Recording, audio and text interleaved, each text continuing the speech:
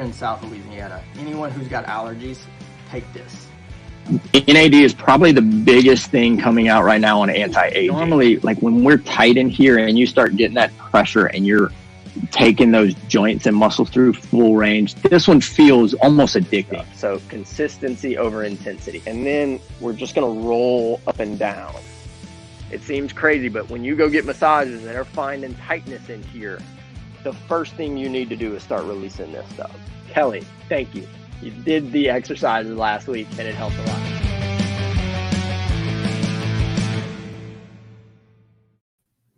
Good morning. And we're back. Thank y'all for joining us on another episode of Tea with Dr. D. Thank you for all of the listeners, all of the watchers, everybody out there.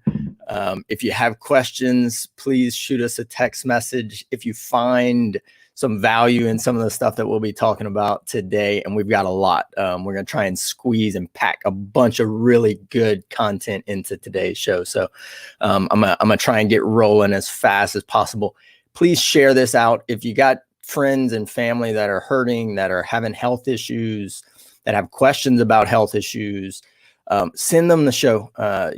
Let them kind of get some of that information from a source that you don't have to be necessarily, nagging might be a strong word, but that they can kind of get some more information. Please say hi, those of y'all that are joining. If you have questions, please jump in, let us know. We're here to answer and help as much as we possibly can. So I hope everybody is doing well. We're getting back. Today's tea is aged black pu'er tea with lion's mane mushroom kind of stirred up in there. So my little like morning brain elixir. So if y'all aren't familiar with pu'er tea, it's awesome for digestive improvements. Also, lion's mane is like that kind of king of nootropic mushroom. So really, really helpful for the brain function and kind of just turning you on a little bit. So as y'all watched last time, I'm a big fan of nootropics. I'm a big fan of studying those things. So throw some lion's mane in your morning coffee or in your morning pu'er tea and, kind of get supercharged, so to speak. So beautiful. If y'all have any questions, please let me know. We'll get to them. We'll try and dive in and get to as much as we can. To start, I want to tell y'all, we've got, I'm signed up for a lot of different research things. And one of the research articles that popped up this morning was on the relationship with pain and dietary testing. And what they found was that if we're having issues with micronutrient balance, that can create a neuroinflammatory response, meaning inflammation of your nerves. And that creates this very high likelihood that you're going to have pain that's based on the nerve response. So pain that's coming from the brain and pain that's coming from the inflammation in your nerves. This may not even be related necessarily to your back or your shoulder or your neck. It's because we're eating a diet or we have a micronutrient balance that's off, and that creates this issue that will lead to inflammation of the nerves and the nerve roots and even some of those vessels in the brain. And so what this research article found was that this diet induced neuroinflammation could cause sensitization in the central nervous system. So basically where your nerves just get really sensitive to feeling pain and they start sending that signal. And this gets tough because these people will come in and say, like, I don't know what happened. I don't know what I did, but my neck started hurting. My back started hurting. I didn't lift or do anything. A lot of times we want to start looking at what do the blood levels say? What is our micronutrient balance? What is going on inside of your body that might be causing some of this inflammation in the nerves or in the tissues? And so that's where I think a lot of the testing comes in. And this article really kind of dives into some of that stuff about, what are we looking at when it comes to that? We look at the physical a lot, but are we actually looking at some of those deeper blood levels of the micronutrients that could lead to this kind of neuroinflammatory response? So I thought that was really good. I'll throw a link to the article in the comments here if y'all want to look at that. I got my blood levels back from my SpectraCell test for micronutrients. So if that's something y'all would be interested in watching me go through, that might be something we can kind of schedule and jump on and kind of take y'all through. I don't mind taking you through line by line and kind of getting into the weeds, so to speak, to talk about what can and can't be done about these levels and what do they mean. Like one of the things that popped out to me on my last one was that my vitamin B was low. What are the downstream implications of that? What can that lead to, or what can that cause? So I thought this was really interesting, especially when we're looking at blood levels and all of the effects that blood levels can cause that we don't recognize when it comes to pain, healing, sensory input, all of the above. So hopefully there's some value. If y'all want access to that article, send us a text message to our number, 801-691-7582. I know it. I want that confirmation at the bottom of the screen there. So we can send that right over to you. If you have questions, please send us a text message. That's our platform where we can get you videos that we've shot. We can get you answers in real time. So hopefully y'all are getting some value out of that. We've been getting a lot of feedback from you on there. So if there's people that can get some value from that, I'm all about it. So let's say some good mornings. Good morning, Sharon. I saw you not too long ago, I think. Christy, good morning. Done with last OT. Wonderful. Congratulations. I'm sure there's a lot of hard work that's been in there. Alan, good morning. I miss you, man. Hope you're doing well. What about vitamin D? Yes, vitamin D, and the article I almost pulled up, to be completely honest with you, was an article that was relating vitamin D with pain. We've talked a lot about vitamin D in the last few weeks whenever it comes to COVID and the percentage of people who had severe responses whenever they did contract COVID-19. A very, very high percentage of those people were vitamin D deficient. And so that's kind of taken me down the rabbit hole of seeing kind of what are those downstream implications of vitamin D being low. One of them that they've found that's very strongly associated is with physical pain. So that's one of the things that we see a lot in how people feel mentally. Vitamin D is one of those that I've had numerous people say as soon as they got their vitamin D levels back into normal, just their attitude, their mood, anxiety, stress, depression, all of those things improved. But now we're starting to see that might also be something that leads to pain, that can change with pain. So good morning, Cena. I hope you're doing well. I hope Baton Rouge is doing okay. When are we expanding to Baton Rouge? That's a good question. I don't know. We'll have to put a pin in that one and see. Baton Rouge is growing a lot. There may be a market for it at some point, but cool. Let's dive into some questions and we'll get rolling. Let's see. What is the safe number of pitches for my 9-year-old son who's in Little League? So Little League, what we used to say was like, take their age, take like the 8 and add a 0. So 80 pitches if they're 8 in like a week. They've gotten a lot more technical with that. I think if we're looking at like the exact specifications, an 8-year-old, they'll say in a day, an 8 to 9-year-old, 50 to 60 pitches, 10 would be 75, 12 would be 85, 13 to 16 would be 95. If you met that maximum, then what you want to do is get your child to wait 4 days before they throw again. I see this mistake all the time. Like, oh, well, they only threw, 30 pitches, so I can throw them tomorrow. If your child pitches and they throw today, do not let them go and pitch in a game tomorrow. I know there's tournaments. I know there's all that stuff. But if they get in there and they throw anything more than one batter, they need rest. Like those tissues are just not resilient enough to actually go through that day after day. And look, even in the professionals, those guys take like 4 to 5 days off in between, certainly in between starts, but even if they come in and relieve. So if this professional athlete whose body is supposed to be tuned up for that is taking some rest. I promise your 9 or 10-year-old is going to do better with rest. So, pay attention to those things.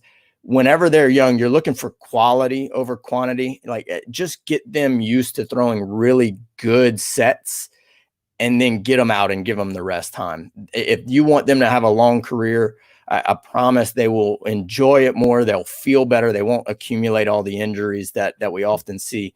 My caveat to that, like, curveballs do change that. If you got a kid that's trying to throw a lot of off speed, what we used to say was under 12, no curveballs at all. Don't let them even hold it like that. 12, 13, they start doing just kind of basically a cutter. They're just throwing and they're not actually going through the arm action. Their arm is not developed enough for that without causing an injury. So my other thing, we went to my nephew's Little League game. My biggest pet peeve that I see Little League coaches, and if you coach Little League and I hear you tell some kid to pick his elbow up again, I'm going to throw something on the field. It drives me insane. Whenever you see these poor little kids and they're trying to hold this bat and they've got a coach and he's saying like, oh, lift that arm up. And he's trying to go from here to the ball. It is not sound mechanics. I don't know where that came from. They were telling me that whenever I was a kid, and it is not a good way to teach your kid how to hit the ball. Go and watch Tony Gwynn, the basically best hitter of all time, talk about that. Like, Tony Gwynn elbow up, and he goes on this long rant about how it's terrible. So, and I still see it every day. I'm sitting there watching, and these little kids are trying to hit off a tee. And the little coach, every time they get up there and they're in a good, comfortable position, he comes and raises this, and now everything is messed up. The bat tips forward because they don't have the hand strength. They try and swing, and they start dipping underneath it. So anyway, that's my rant. Stop messing your kids up. Let me know if you have questions. I know we've worked with a few kids in the past on training and trying to keep them balanced as a young athlete. I do think that's important. Single-sided athletes, little kids, that are swinging from one side, you need to come and work that other side of muscles so that they can keep balance and not start to create these shifts that will end up leading to problems down the road. So that's my thoughts on that. Let's come back to the scar tissue one, and we'll dive into, good morning, Jody. I hope you're doing great. Let's jump into kind of the topic of the day for the moment here. So we've been getting a bunch of questions about herniated discs, back pain, back surgery. I think I probably got 10 questions that were all in the, what do I do after I've herniated a disc, or what do I do after I've had back surgery for a herniated disc? How do I train? How do I get back to exercising? How do I get back to feeling normal, so to speak? So, to answer that, I thought, hey, look, let's bring on the expert on some of this stuff. So let's bring Chris Davis, the PT extraordinaire specialist, and has a very acute awareness of this topic for sure. So what's up? Good morning, Aaron. Good morning, Dr. D. Can you hear me? Okay, there you go. Yeah, I hear you, a little delayed. Let's see, hop out and hop back in. Let's try that real quick. Watching people and like when the mouth doesn't match up makes me kind of like lose interest really quick. And we've got some really good information. So let's see if we can get him caught back up, and we'll dive into some of this stuff. Today, I think we see more herniated discs and disc injuries than we've seen before. And I think a lot of that has to do with our lifestyle. Like, the way that we live today is just not natural for our body. Seems better. Give us a better, D? Yeah. Can you hear me, Doctor? Yeah, that's better. Much better. Cool. So I think that a lot of the disc injuries that we're having are coming from the fact that, like, we're not moving our bodies correctly. Like, we're not actually functioning the way our spine is supposed to all day, every day. And so that creates these issues where we're putting asymmetrical pressure across these discs, and those discs aren't designed for that, and we end up damaging those things. So give us your kind of history and thoughts on some of that stuff, Chris. Well, I think, I went into physical therapy because I injured myself mainly in football, but I've always injured myself. When I was young, I think 10 years old, I broke my leg. Almost lost my leg at 10 jumping on a trampoline, stayed in a cast for almost 2 years. Played football in a small cast with all my friends, and I never realized till I got to PT school that it grew longer. So what you were talking about asymmetry. First year as a PT, reached down, picked up a hot pack cover, felt my back. And I had been having on and off symptoms for 2-3 years. Well, 2002, I was 30 years old. I had my first back surgery. I just couldn't do anything. Nobody was doing what we're doing today. I was seeing a chiropractor 1 or 2 days a week and a PT 1 or 2 days a week. 4 days a week, that takes a bunch of time. And so what I started to figure out is I think it was the asymmetry in my legs just throwing me off. I mean, car accidents as well, but I think it was a straw that broke the camel's back. And first surgery did well, but I was 30 and, worked a lot on scar tissue. We really weren't doing needling at that time. We weren't doing any of that. And that's kind of what got me into doing the needling, because I can remember having this knot and going to the doctor and saying, man, can you just stick a needle in and pop it? And he looked at me like I was crazy. Are you crazy? Man, we're going to have to biopsy that. I'm like, dude, I'm telling you, if you could just put a needle in it, it would feel better. And so 2 years later, I started studying dry needling. And, I was able to recover. And I think what got me better the quickest, I always stretched because stretching gave me a lot of relief. But I think the biggest thing, if you understand the muscles that pull on the spine, you have the psoas, which really attaches way up high in the lumbar spine, gives some attachments to the diaphragm. So number one, your diaphragm has to be loose. Breathing exercises, and I think that's why with needles we're able to help so many people so quick, because we can truly get to that psoas muscle where there's really no other way to get to it. And I think once you loosen it up, we can teach you how to stretch it, but when it's locked up top. But so the psoas muscle is very important. The diaphragm, very important. All your glute muscles, your glute med, your piriformis, all those things are important. And so understanding how to get the length, That's good. how to get those things balanced. So hamstring, piriformis, psoas, getting these things balanced is very important to keeping your health. Give me 5 minutes. In the clinic, I mean, that's the first thing that we start talking to is we pull up the anatomy app, because everybody thinks it's crazy. Like, oh, I've got a herniated disc. What do I need to start doing? And we start telling them, like, look, most of what these first 2 weeks are going to be, we're common inflammation in the back and we're doing some needling. But for them, it's like you're loosening up a lot of the front of your body. And they're like, yeah, but my pain's in the back. And so showing that psoas muscle is the most important muscle for low back disc herniations, where it goes in through the abdomen and attaches and truly pulls down the front of those vertebrae, which would bulge the back of the disc out. So, and what you said right there is the front. My mom's had back problems for years. And when I first started needling, I needle her back and she'd get, a little bit of relief. And man, when we learned those front points, basically nerve points, started needling those front, and it was like miraculous. So that's what kind of got me thinking with that, and then understanding how the deep psoas work. But after my first surgery, I just worked out. I didn't bend and lift. I couldn't anymore. Didn't load my spine real heavy, but I just stretched. I kept those 4 muscles balanced. Well, guess what? That's how I treated everybody. Well, as Derek knows, when I first went to work with Derek and Acadiana Pain, my back started to go out. The one above the old fusion went out L3-4. And I mean, the most painful thing I've ever been in my life, leg pain. Well, Derek helped me with that. And there came a point where Derek's like, Chris, I don't think I'm helping you anymore. And that was scary for me because I knew I needed surgery. Because if we can't help you, the next step is surgical. And so getting there, but I mean, it was a long road. I tell everybody it took me 18 months to recover. And that's 18 months on somebody who knows what they're doing. And you know what I mean? And getting top level treatment.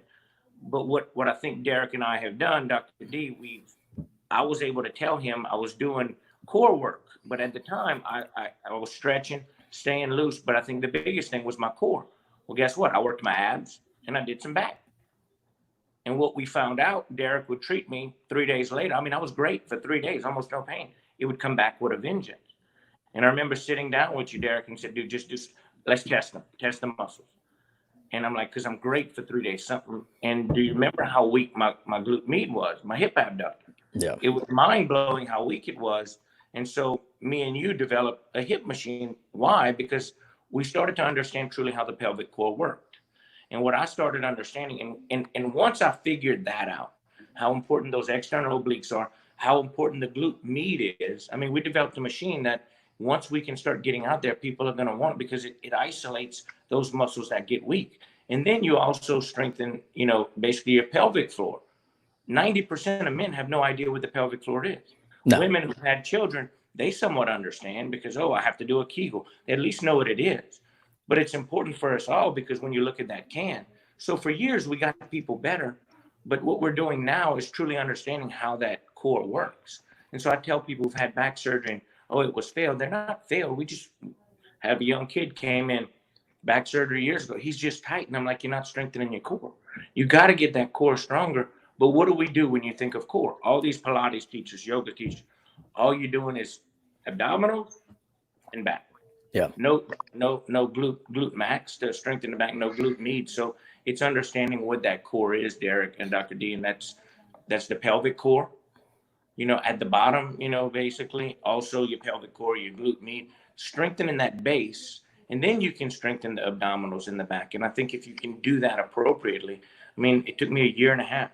But once I so what's that look like for you from a functional standpoint? Like we've got our hip rotation machine, and maybe we'll do one of these where we actually show you all the mechanics of that. But so when you're talking about starting to actually work that, what are you doing? Because I mean, you've got a routine that you're still following a couple years later. 2 to 3 days a week I do core. I mean, I go to Reds and I have machines because I do find you can do all these exercises, but the resistance just helps. It doesn't have to be a lot of resistance, but resistance helps.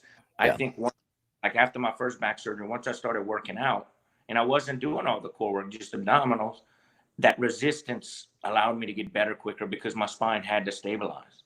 And I was younger, but as I got older, you had to, you know, specify more because that bending and lifting that we do all day was making it a problem.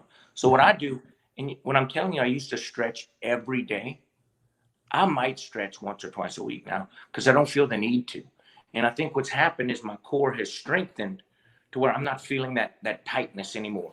Not one muscle's trying to hold more than the other. And so, I mean, look, if I go bend and work my yard, I might want to stretch. But it's not that I got to stretch to get relief. So what I do is on Mondays when I go work out, I'll do some lower. I always start out with some hip abduction standing. I do 20 of them on each side. I do about 20 bridges.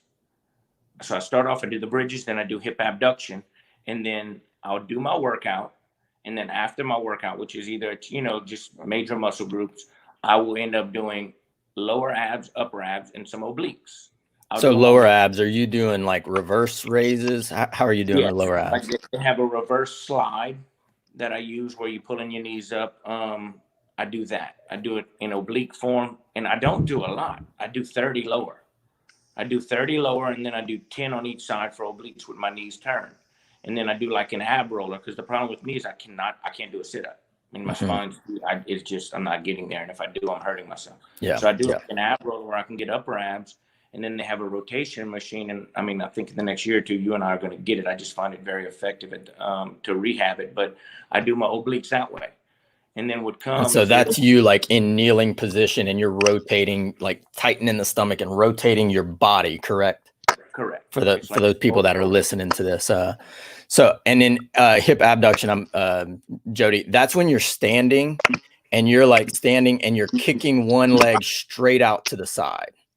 And so if you're standing on your left leg, your left foot, you'd be taking your right foot out in, I don't know, like a dancer's pose or something to that effect. So hopefully that makes sense. A lot of people do it at the gym, and a lot of people ask me, I wear my shirt, so they always ask me. A lot of people do it at the machines that they have, and they're the lane, like the sitting down ones, and they open their legs. That's great. It helps to strengthen, but it's not functional. And what I found doing that standing with some resistance, you're working both hips so much more functionally, because most of the time you're having problems when you're standing, when I'm bending from that standing position. So it functionally strengthens it in that position. So I think that's very important. There's almost two separate answers, you know, like if somebody herniates a disc and they are trying to heal that herniated disc without surgery, and then someone who went that route and their body wasn't able to actually heal it, and then they end up doing surgery. things are slightly different and especially with this, the question I get all the time is, I've herniated disc. Do I start looking at an inversion table or spinal decompression? What's your thoughts on that? My thoughts, just based on experience and use, and the spinal decompression based on the research work for herniated disc, yes, it does. It's very effective.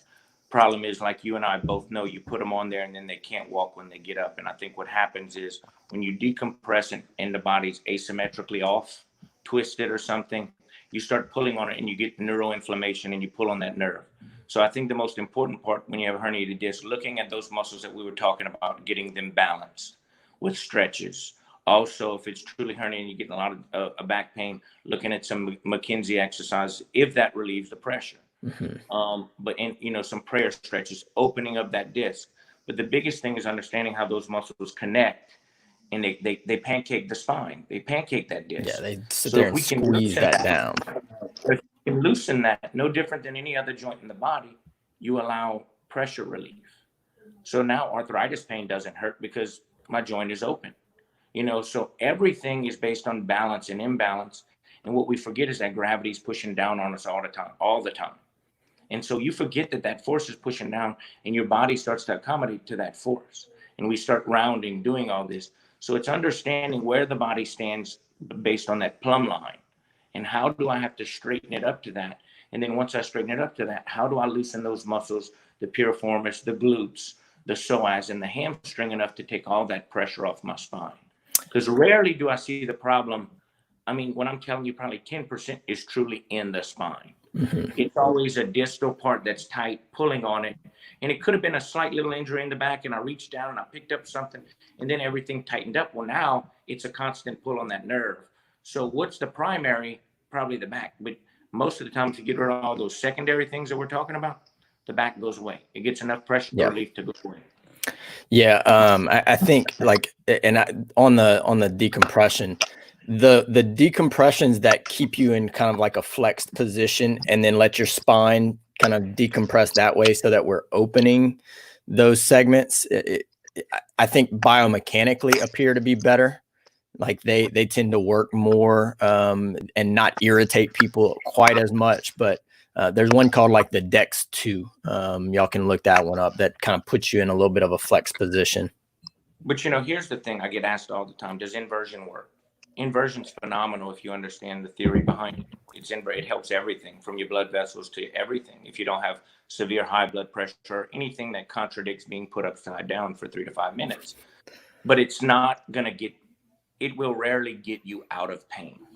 It is a good maintenance modality to do, 5 minutes a day or 5 minutes 3 times a week to decompress the spine. And if you're doing that 2-3 times a week, your likelihood of getting back pain is going to go down drastically. Yeah, it's almost preventative more than it's not. Because what happens is when you start inverting, I know I've done it, and I'm the type like, oh, it hurts, it's going to get better. And you're basically, when you're that far twisted, like I sometimes would get because of my leg length discrepancy, I call it like choking a chicken. You flip it upside down and you're choking the chicken. You know what I mean? And so untwist it and then do it. So everybody's like, once I treat them for a few weeks, get them untwisted, it's like, yeah, now you can start it. And they're like, oh, it doesn't hurt anymore. So if you can tolerate inversion 3 times a week and have more pain for about a week, because it will flare you up a little bit. And if you keep doing it and are consistent with it until you break that pain and then you do it on a maintenance, it will. Not many people can get to that point to where they're like, oh, it's hurting me, I'm stopping. Yeah. I'm going to do this for a month, whether it hurts worse for a week or 2 of that month, regardless, I'm going to go through that kind of tough spot. The other thing, and I used to do this a lot for all of our patients, and me and you need to look at this, belt squats, for people to start loading the hips, but not load the disc injury. So basically, for those of you who worked out, y'all have probably seen those lifting belts that you cinch down and it has a chain that you can hang a weight between it. And so we were actually kind of pulling down on the pelvis, and in some people, they would almost feel this like relief on their back when you loaded the weight. And they were like, man, that feels kind of good. Then we could start firing those muscles a little bit and not irritating that segment specifically. And so we started having them doing very light belt squats. and they could build the muscles up around the hips and pelvis, because what me and you had talked about back in, what was that, 2016, 2017? I had my surgery in 16. So it was like after you came off was, you know, when those muscles are weak and they're trying to keep you moving, at some point, once they fatigue, they just go into spasm and lock up. And we all keep thinking, like, for you, you're really diligent stretching. And for our patients that like the stretching, they're like, look, I'm stretching. That's awesome. But if those muscles are weak, they're still going to fatigue and lock back up. You can stretch them all day long. You've got to start strengthening them. And so that was something that I think can be added in there for those of you, certainly if they're in that first group. Like, I'm in the middle of a herniated disc, I don't want surgery. Right. Well, and I it's just, I pray that to say that all the time. God, I'd have much rather been just a mediocre therapist and not have all this pain. But it's just something, because I've learned from everything I've had, I've learned. And like when we tested my muscle and found out how weak my glute med was, it took me about 2 to 3 months to get that thing to where it got strong enough to hold me. Because I was getting a trigger point injection, which, you remember, I thought I was going to have to take the hardware out of my back because I always had that knot. And it's like, once I got it strong enough, it started holding. And now it's to a point where I can go without doing the exercises for about 3 or 4 weeks. And I won't get a pain, but my back will start like giving out on me a little bit. So I have about a 3 or 4 week window of being strong that I cannot do anything for my pelvic core. But after that point, my back will start to give. So it's keeping those muscles strong, because like you were talking about, if we could draw diagrams and explain how that pelvic core, the hip abductors, the glutes, how much of a role they play, because if they're weak, then what happens, and that's what was happening with me. Every time I would bend my right side and I'm pushing with my right arm, those lumbar paraspinals would just lock. I mean, you would have trouble getting thick needles in there and loosening. You're like, Chris, I think you're going to have to take the hardware out. But once I strengthened those hips, it took all that pressure off. Because what happens when those hips are weak, all the pressure goes to the back. Mm-hmm. So the back can be as strong as it can be. You can have the strongest back in the world. But if your hips aren't firing, sooner or later, it's going to have enough pressure and say, I'm locking. Yeah. I'm going to spasm and tighten. And then you're like, oh my gosh, I'm in pain. Yeah. I'm really in pain. So it's understanding that on what to strengthen. And you asked what I also did. And then I have a ball routine, which I do on a Swiss ball, which you can teach everybody pretty quick. And all my core exercises can be done in less than 5 minutes. Yeah. So, and then you can be consistent, because like, that's the other thing with this. I tell people all the time, and I've heard you say it, like, for you to take your back from where you've had a previous injury and you've had, damage to those structures, and you to operate pain-free and feel good, that's consistency. Like, I mean, I'm going to do, 3 to 5 days a week of stuff for my back. And I'm going to do that as long as I want to feel good. So if we can hone that down to, hey, that part is a 5-minute routine. Correct. And then part of my workouts in other parts are, X amount of time, but I'm going to do them every week, no matter what. And it's what I've come to do with my back, because it's something I just have to live with. In my back, I'm never going to have a great back. I mean, and so it's understanding what's the least I can do to keep myself out of pain. And I've kind of figured that out for a while. Here probably about a year ago, I was just doing hip abduction. I stopped doing our entire rotation, and I didn't realize, but I stopped doing bridges because they're a girly exercise, and I'm just okay. I'm not going to do them. I'm just doing, and I started. I remember I was going to take a shower, and I went to pick up my clothes, and I just fell forward. And I'm the young guy in the gym at that time, and they thought I had a heart attack, and I had my headphones on because I just gave out. And they're like, your back or your heart? I'm like, I think it's my back. And it didn't hurt, but it just gave. It took me about 2 weeks to figure out what was I not doing for my core, and it was bridges. I do 20 bridges, 20 sets, 20 reps twice a week, and that keeps it strong. Yeah, because it just needs to be activated. So what I found out, I'm not going to do my core for 30 minutes twice a week, 3 times. I'm just not. Yeah. And I'm working out. I don't have the time. So what I've done is come up to where it literally takes me no more than 5 minutes. And twice a week, I can do it 3 times a week, add a little bit of more functional lengthening stuff, Bosu ball squats. So I have one kind of play day that I kind of make fun instead of just, strengthen. Mm-hmm. And I do that on that third day, but at least I know I'm getting, core, which is hip abduction, glute med, and then I'm also getting some abdominals, upper, lower, and my external obliques. Every once in a while, I'll do some internal obliques. I just haven't found I needed to. I think I'm getting it with everything else I'm doing, and I don't want to be there. I don't want to be doing it for 20 minutes. Right. I want to be right. 5 minutes. Yeah. What's that? Can I get the minimum effective dose Correct. and get the same stuff? So from I'm gonna kind of summarize that. So from a tissue standpoint, if we loosen all of the front, the abdomen, the deep abdominal muscles, the diaphragm, the front of the hips, and we take that tension off of your back, and then you start working all of the muscles that Chris is talking about, like you're on the right path at least. So that's the physical stuff. I'm a big fan of getting people to start doing these mobility balls. Like I know that we've talked about that, doing like kind of deep tissue work that you can kind of do on yourself to get into some of these spots that are tough to stretch and move, especially when you're in pain. So like that's a program we teach. What about the chemical side of stuff? Like what about, supplements, dietary changes, medication, if that needs to be in there? Like, was there changes that you've made? I mean, we talk about this stuff all the time, but with somebody who's got a herniated disc, what are you recommending for that? What are you telling people to do from that side, from the chemical side?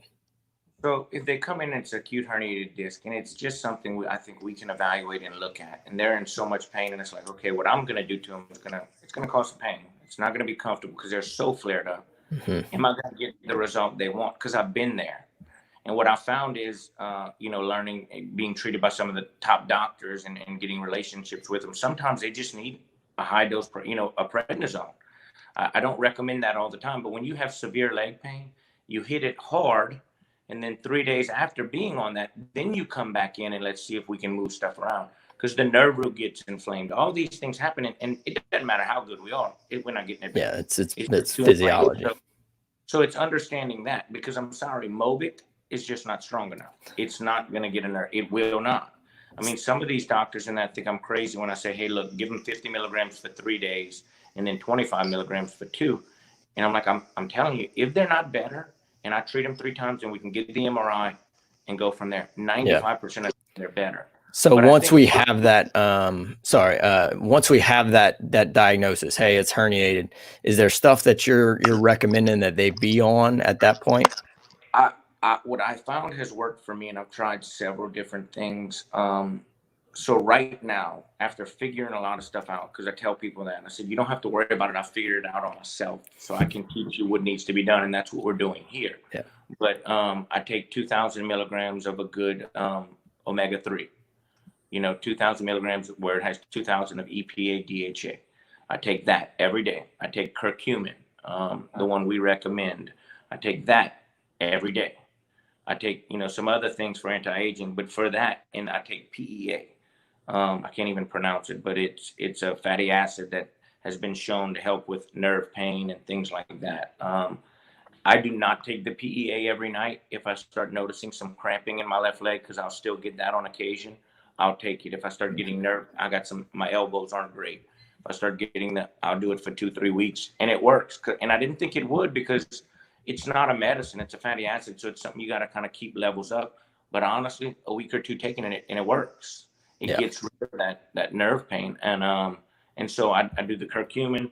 I do, and also we have the glutathione accelerator, which the OGF formula. And I've gotten off of that a few times, and I always get an ache in my back. And as long as I stay on that, I don't get that ache. And you don't realize until you get off, like, man, that stuff was helping. Yeah. So I do the glutathione accelerator. I do the omega-3s, and that's just for all inflammation and just overall health and joint lubrication.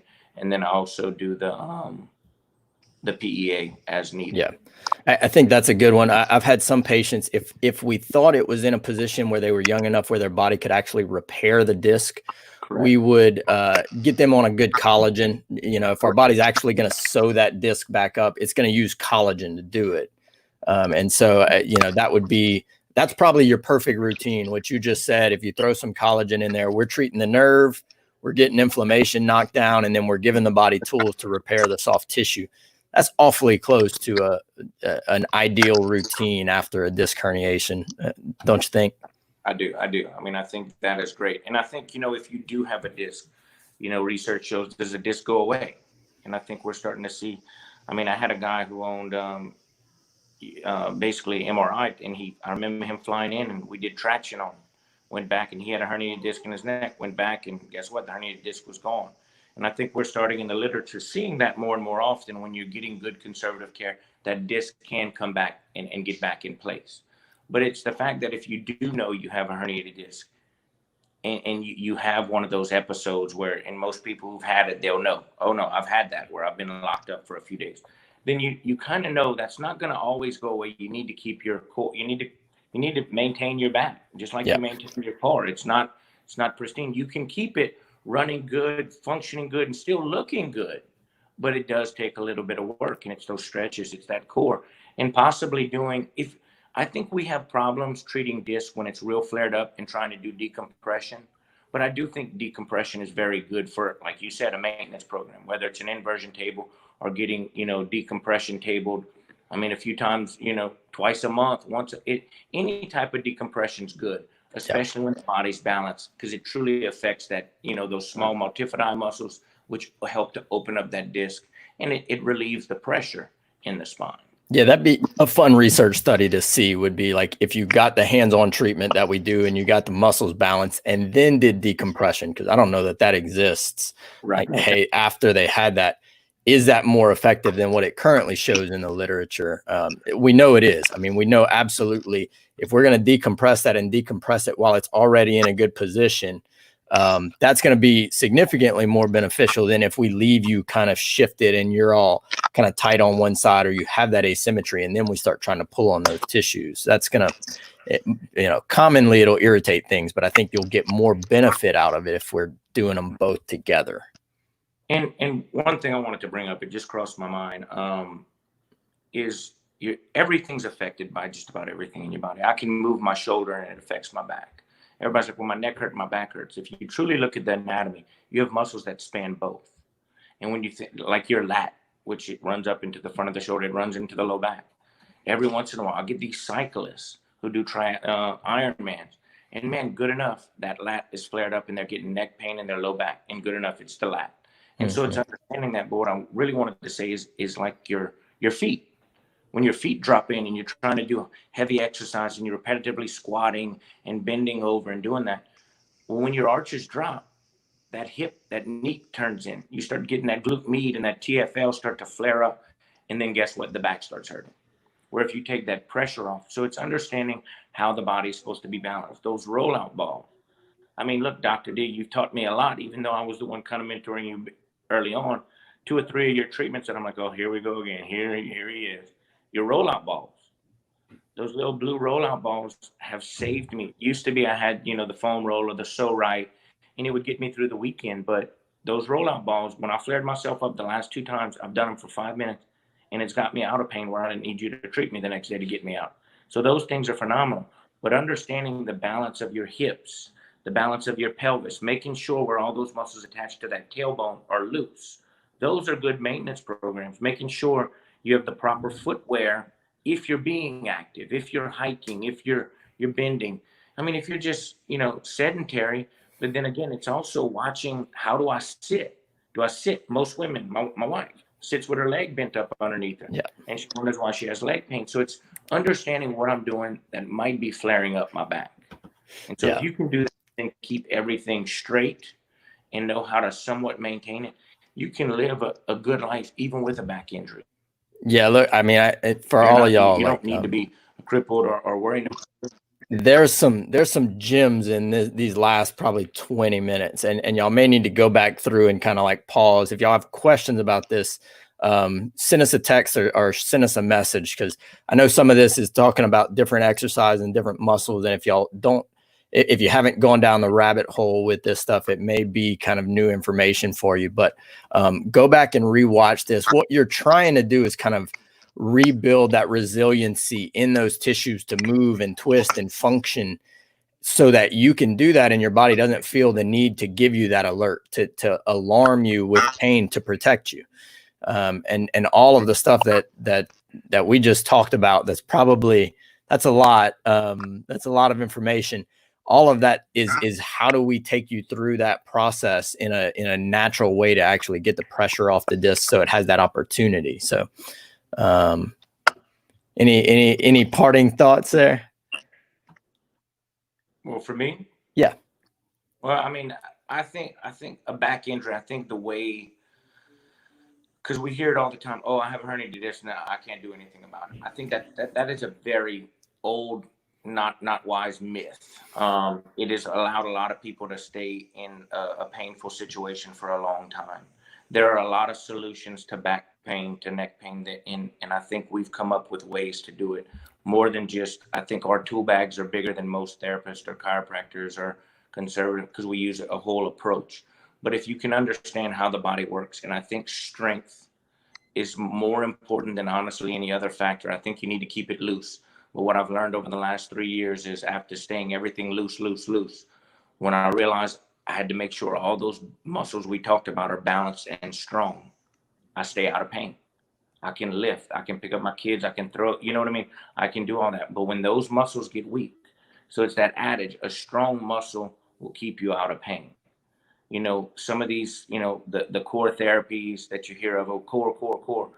And I think they miss, yeah, they're on the right spot, but let's get it back in place. Let's get everything mobile and moving, and all these spots that are tight, get them loose and then strengthen. Everybody comes to me and wants to be better in 3 visits. And a lot of time you do, but it's like, when you're weak, I can't do that for you. Yeah, there's no shortcut. And so it's understanding to keep it strong. You have to keep your body strong, and understanding what you do on a daily basis to make sure all those muscles are getting strong. Because you might be very, very active. You might work in your yard, you might clean your house, but do you truly work your core, or do you put more pressure on your core? Right. So find an exercise that doesn't take a lot of your time, that you can commit to and be consistent to, and where it doesn't overburden you because it's 20 minutes every day and it's just killing me. Find something and keep your body, and live a good life. One thing you said, and I want to be respectful of your time, and we'll wrap this up. But I heard one of these kind of expert guys talking about what you just said about these doctors that say, like, you've got a herniated disc. When it starts hurting bad enough, come and we'll do surgery. Right. And what he was saying is that the fear that creates, the fear and the memory and association with pain, not just that in your brain when you think back about your pain, but in your nervous system, that pattern that gets imprinted in your nervous system, that the last time I bent forward, there was a chance that I'm going to feel this bad pain go down my leg. And this doctor said that that's normal. So I'm going to be very afraid to do that.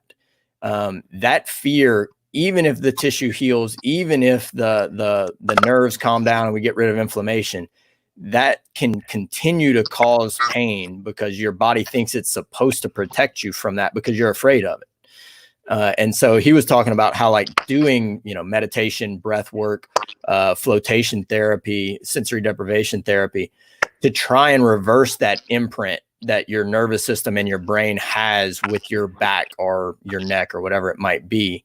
That is really important to these people if they're doing everything to heal physically. Like, don't forget that the brain is what sends the pain back down. And so if it's got this memory of pain and you don't think that that's abnormal and you're afraid of it, then that alone could really prevent you from getting back to 100%. I thought that was really a powerful thought, because it's absolutely true. Well, and then, you've been seeing a lot on You Are What You Think. And I mean, 2017, I took a month off and I was hurting a lot for that. And I didn't know what to do. And I took a month off, and what did I do? I meditated a lot. I exercised, but I wasn't bending and lifting all day. And I honestly think, no matter how bad I didn't want to do that, just that rest of not doing that and getting my mind in a position where, you know what? No, I'm going to get over this. It's not going to cripple me. I'm not going to have to, because I thought I was going to have to stop doing therapy, stop being a therapist. And I just can't practice any other way. Let me fix it. I can fix it. And so it was getting to that point of retraining my brain, because I thought I was going to have to quit, and that thought got in my mind, and my back just wasn't getting better. So you take the time off from that daily struggle of hurting every day and start rewiring that brain with meditation, with those breathing exercises. It amazed me how functional and effective that is, and I can do it anywhere to relieve my back pain, but not just my back pain, the emotional stress that comes from a day, from having children, not knowing, and like just what it does. Yeah. And a lot of people don't understand that. And I think if you can understand how to control your thinking, because again, what we do is we help people, and everybody's like, oh, I have a hernia, I'm just going to see the doctor. Honestly, what are they going to do for you? They can cut on you or they can give you meds. Why don't you come to us, let us see, and if not, we're going to get you in the appropriate place. Because I told one patient who in 4 visits was better, and he was scheduled for surgery, and he sends us a lot of patients now, and this was 4 years ago. And I said, okay, if I make you worse, then go ahead and have the surgery. Yeah. 4 visits later, his strength's back, his pain's gone. He didn't need the surgery. And that was 4 years ago, and he still hadn't needed the surgery. Yeah. So it's worth that try. Definitely. But I think what we're doing is teaching people all what can be done, because I think, and I'm not going to understand what I'm saying, a Western medicine approach. There's not just one thing. If you can understand the mechanism of how it works, you can do it your way. But make sure everything is working. Make sure your mind is flowing right and you're not worried about the back. It's kind of like when we treat car accidents. Those people just don't get better nearly as quick as the other one. You can have 2 people, one get in a car accident, one get hurt at work, or one get hurt at their house. It's amazing what the mind will do, and it'll keep you hurting. And there's studies that show that with workers' comp people. So believe you can get better, get to the place, which is, what we do, that can get you better, or allow us to help you to understand how to get your body at a place where you can maintain it. Beautiful. I love it. Thank you, man. That's good stuff. Y'all go back, rewatch that. Y'all gonna have to dive into the weeds on some of that stuff. That was good stuff. Really, if y'all have questions about that, I know each one of those little things that we're talking about in there is a deep segment. And there's a lot of gems in that little short period. And if you take each one of the little muscles and you look up a few ways to stretch and exercise those things, and you start to take care of the chemical environment in there, and we start to give your body the right tools to heal all of this stuff, discs heal. Absolutely. Your body can get better with it. You can create a routine that will get you out of pain and get you healthy. And that really is kind of a good routine that we just kind of talked about in a nutshell. If you're following some of that stuff, you'll get a ton. Beautiful. Let's see. I tell you what, let's do this. That was a lot of information. We're going to go ahead and wrap this up. I know we had a couple of other questions. What we'll do, I had one on scar tissue. I'll hit that next week. And then anti-aging was another one I've been getting a bunch of questions on. We'll do a deep dive into both of those. We'll be back next Wednesday at 9:00, and we'll dive into those. This was a lot of information. So I think if we get on to anything else, that's going to be kind of information overload. So if y'all have questions between now and then, shoot us a text message to our platform, 801-691-7582. Thank you so much, all of you listening, all of you watching. I hope y'all are doing great. Stay healthy. Do that little one thing to get yourself healthier today. All right. Thank y'all. Have a great day.